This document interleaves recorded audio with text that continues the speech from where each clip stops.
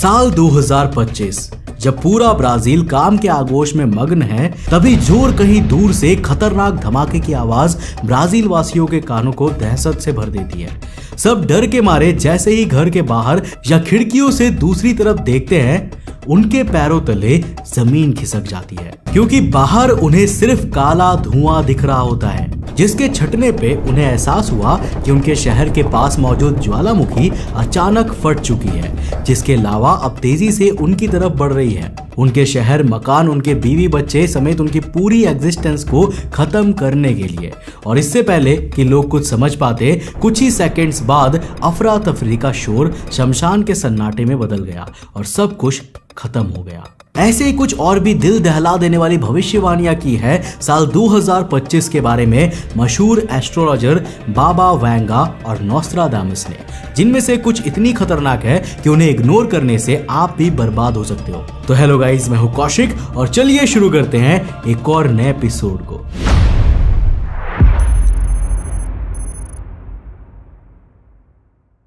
तो देखो, ये वीडियो ना दो हाफ्स में डिवाइडेड है, जहां फर्स्ट हाफ में हम नोस्ट्राडामस की बात करेंगे, तो वहीं सेकंड हाफ में बाबा वांगा की प्रेडिक्शन के बारे में बात करेंगे। तो सबसे पहले वाले से शुरू करते हैं। When those from the land of Europe see England set up her throne behind her flanks, there will be cruel wars. The ancient plague will be worse than enemies. अब इस भविष्यवाणी को अच्छे से समझने के लिए हमें इसे एक एक लाइन में डिकोड करना होगा। When those from the lands of Europe see England set up her throne behind.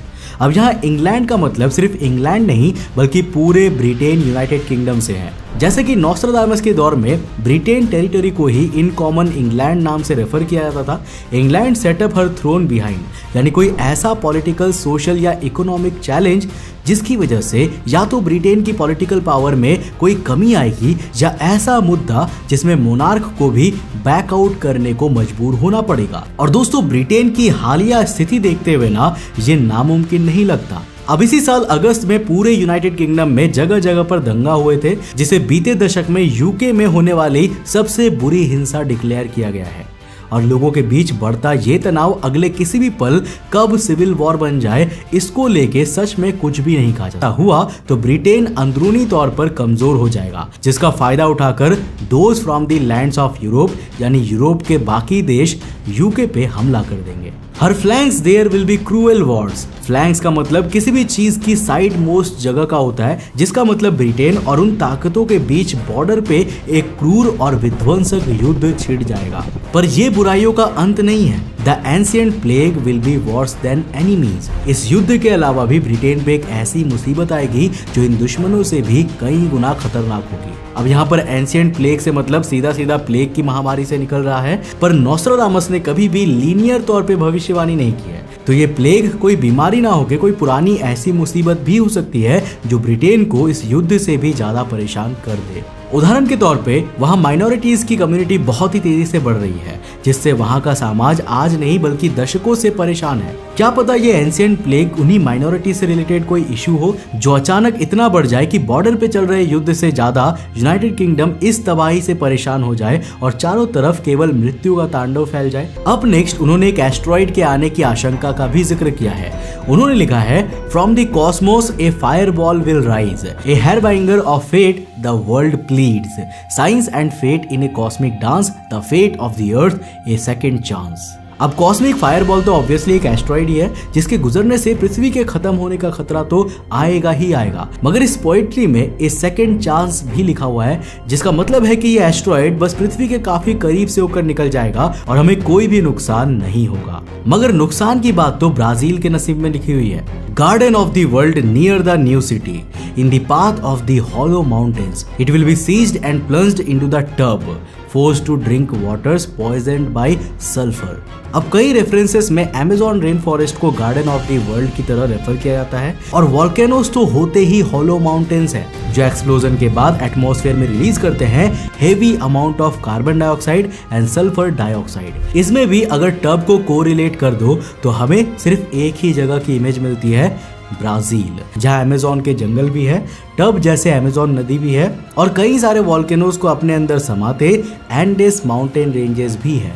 Meaning कि एंडेस की श्रृंखला में मौजूद पेरिनाकोटा और पोमीरेप में से कोई एक ज्वालामुखी फट पड़ेगा, जिससे ना सिर्फ आसपास का पूरा एनवायरनमेंट बल्कि अमेज़न नदी का पानी भी सल्फर की वजह से जहरीला हो जाएगा, जिससे वहां पे जो ट्राइब्स जंगल के रिसोर्सेज पे जिंदा रहती है वो जहरीले पानी पीने पे मजबूर हो जाएंगी और इससे हजारों लोगों की जान चली जाएगी। इसके अलावा अपनी आखिरी भविष्यवाणी में उन्होंने एक ऐसी बात कही है जो कि किसी के पल्ले नहीं पड़ रही थी कि उन्होंने लिखा क्या है। From the depths a ruler will rise, in the midst of floods reaching to the skies. Empires will fall and new waves will reign, the aquatic empire from the realm of the ocean. ये एक ऐसी poem है जिसकी घटना तो 2025 में ही घटनी है, पर ये कहना क्या चाहती है इसे बड़ी बड़ी न्यूज एजेंसीज भी नहीं डिसाइफर कर पा रही है। ऐसे में दोस्तों आपके हिसाब से ये पोएट्री किस भविष्य का संकेत दे सकती है? अपनी डिकोडिंग हमसे नीचे कमेंट सेक्शन में शेयर जरूर करना।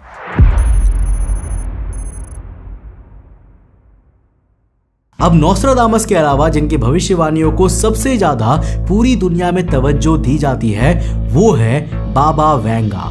बाबा वांगा ने साल 2025 को लेकर भी कुल 5 भविष्यवाणियां की है, जिनमें से 2 अच्छी है और 3 विध्वंसक है। तो सबसे पहले उन्हें यूरोप में होने वाले किसी अंदरूनी मतभेद की घटनाएं दिखाई पड़ी है, जिसका जिक्र करते हुए उन्होंने बताया है कि इस साल यूरोप में कोई ऐसा इंटरनल कॉन्फ्लिक्ट होगा जिससे ना सिर्फ यूरोप में काफी तबाही फैलेगी बल्कि वहां की जनसंख्या में भी कमी देखने को मिलेगी। सिंस यूनाइटेड किंगडम भी नॉर्थ वेस्ट यूरोप का ही पार्ट है और नोस्ट्राडामस ने भी किसी दूसरी नेबरिंग कंट्री द्वारा यूनाइटेड किंगडम के साथ क्रूएल वॉर करने की भविष्यवाणियां की थी। इससे ये साफ पता चल रहा है कि यूरोपियन कंट्रीज में आपसी कॉन्फ्लिक्ट होने का इशारा सारी तिलिस्मी ताकतें कह रही है। ऊपर से जिस तरह यूरोपियन यूनियन में आपस में ही एक टेंशन बढ़ रहा है ना, आगे क्या देखने को मिलेगा ये अब वक्त ही बताएगा। इसके अलावा वांगा ने यह भी कहा है कि इस साल या तो हम लोग एक्स्ट्रा टेरेस्ट्रियल यानी कि दूसरी दुनिया के लोगों से संपर्क कर लेंगे या फिर कुछ ऐसा एक्स्ट्रा ऑर्डिनरी हमें मिलेगा जिसका कनेक्शन सीधा किसी परग्रही से होगा, और यही भविष्यवाणी मुझे सबसे ज्यादा एक्साइट करती है। मगर खुशखबरियां यहीं पर खत्म होती है, क्योंकि जाते जाते उन्होंने कुछ ऐसा कहा था जिससे हम सबको डरना चाहिए। बाबा वांगा के अनुसार हमारी पृथ्वी या यूं कहें कि पृथ्वी पर से मानव जाति साल 5079 में खत्म हो जाएंगी, मगर उस अंत की शुरुआत साल 2025 में हो जाएगी। ऐसी घटनाओं के साथ जो अगले कुछ साल तक इस धरती को विध्वंस के घेरे में रखेंगी, जिस कारण उन्होंने इस साल को बिगिनिंग ऑफ द एपोकलिप्स के नाम से भी बुलाया है। ऐसे में आपके हिसाब से इनमें से किस भविष्यवाणी के सच होने के सबसे ज्यादा चांसेस है? अपनी राय मुझे नीचे कमेंट सेक्शन में लिखकर जरूर बताना। वैसे आप में से कितने सारे लोग हैं जो कि इन फ्यूचर प्रेडिक्शंस को बिलीव करते हैं? कमेंट सेक्शन खुला है, अपनी राय लिखकर जरूर बताना। हर साल की तरह इस साल भी हमने इस तरह का एक एपिसोड आपके कहने पर लेकर आए हैं, तो इस वीडियो को लाइक करना तो बनता है, अपने दोस्तों के साथ जरूर शेयर करना। अगर आप नए हो चैनल पे तो चैनल को सब्सक्राइब करने के साथ साथ नोटिफिकेशन बेल ऑन कर देना। मैं मिलता हूं आपको नेक्स्ट एपिसोड के साथ, तब तक के लिए बाय, जय हिंद।